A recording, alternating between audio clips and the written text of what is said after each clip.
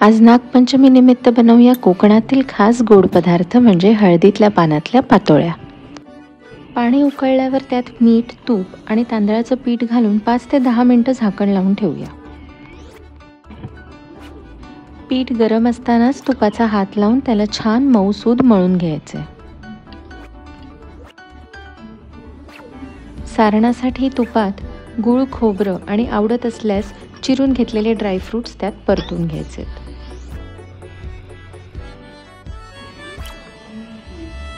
हळदीचं पान स्वच्छ धुवून त्यावर मळलेलं तांदळाचं पीठ पसरवून घ्यायचं। मध्ये सारण भरून मधोमध पान दुमडून घ्यायचं। तुम्ही तुमच्या सोयीने आणि आवडीने ह्याला वेगवेगळा आकार देऊ शकता। 10 ते 15 मिनिटं पातोळ्या वाफून घ्यायच्या आहेत। तयार झालेली सुगंधी चविष्ट हळदीच्या पानातील पातोळ्या म्हणजे आपल्याला एक गोड पारंपरिक भेट।